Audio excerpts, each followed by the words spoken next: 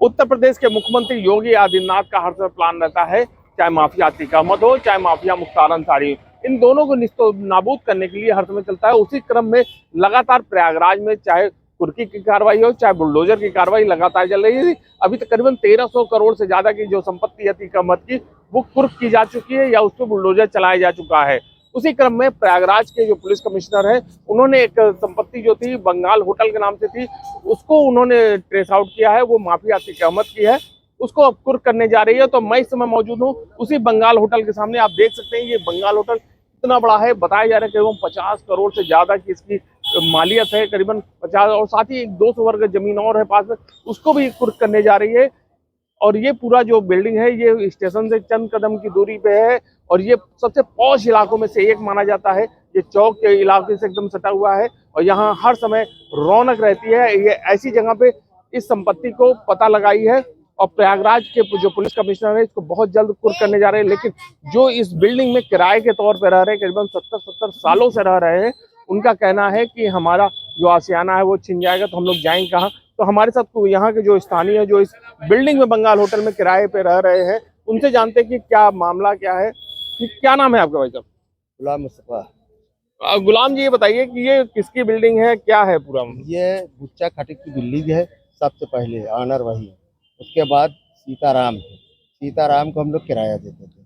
उसके बाद उन्होंने बेचा, उन्होंने कहा किराया हम नहीं लेंगे, जो नए मकान मालिक है वो आपको नोटिस देंगे। उन्होंने हमें नोटिस दिया, हमने उनको किराया दिया। प्रेमनाथ चौरसिया ने हमें नोटिस दिया, हमने किराया दिया। उसके बाद जब वो करीब 4-5 साल 6 साल के बाद प्रेमनाथ चौरसिया ने कहा किराया हम नहीं लेंगे, जो अब नया ऑनर है वो आपको नोटिस देगा कि हम मकान मालिक हैं, अन्यथा किराया आप हमको दीजिए, हम नहीं। तो हम लोग चले आए, तो ना हमारे पास, अब हम सुन रहे हैं कि अतीक अहमद ने इसको लिया 2007 में। ये कुर्क हुई भी थी 2008 में कुर्क हुई थी, जिसमें लालजी शुक्ला एसपी थे। तो हम लोगों की 5 दुकानें छोड़ के बाकी सीज किया था। और आज जो है हमको तभी पता चला 2007-8 में कि ये अतीक अहमद ने लिया है। उन्होंने हमें कोई नोटिस या मलकियत बताया नहीं कि ये मेरी है, आप हमें किराया दीजिए। तब से हम लोगों ने अभी तक कोई किराया नहीं दिया।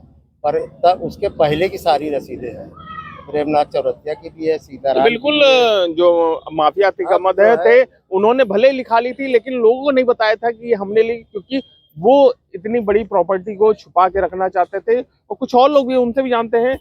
कब से आप यहाँ पे इस बिल्डिंग में रह रहे हैं? 70 साल हो गया, चौथी पुष्ट चल रही है। 1914। अब ये कुर्क होने जा रही है, तो क्या समस्याएं हैं? समस्याएं ये है कि हम लोगों का कुर्क नहीं हुआ था। 2008 में जब मायावती की सरकार थी, एसपी सिटी लालजी शुक्ला साहब थे, हम लोगों ने उनको रसीद वगैरह दिखाया था, तो हम लोगों को 5 दुकानदारों को छोड़ दिया था और बाकी उन्होंने सीज कर दिया। ऊपर नीचे दोनों, ऊपर 5 दुकान हम लोगों को छोड़ के ऊपर नीचे और जो बचा तो उसको सीज कर दिया। तो बस अब हम लोगों को छोड़ दिया था। हम लोग इसकी सीलिंग कब खुली थी? तब सीलिंग का हम लोगों को मालूम ही नहीं सब बारे में, कब सीलिंग खुली कब नहीं खुली। तो देख रहे हैं कि माफिया अतीक अहमद की मायावती की जब सरकार थी तो भी इस बिल्डिंग को कुर्क किया गया था। उसके बाद ये कब बिल्डिंग को पुनः खोल दिया गया ये किसी को नहीं मालूम है, लेकिन इसमें काफी जो परिवार है वो रह रहे हैं। अब उनका कहना है कि सरकार को हमारी छत की कहीं व्यवस्था कर दी जाए, क्योंकि हमारा पूरा परिवार जो है वो इसी बिल्डिंग के आश्रित है। तो अब देखना होगा कि प्रयागराज पुलिस प्रशासन इन जो किराएदार हैं इनके बारे में क्या करती है। लेकिन प्रयागराज के जो पुलिस कमिश्नर है इसको बहुत जल्द कुर्क करने जाने हैं गैंगस्टर एक्ट के तहत। Amit Srivastava, India news, Prayagraj.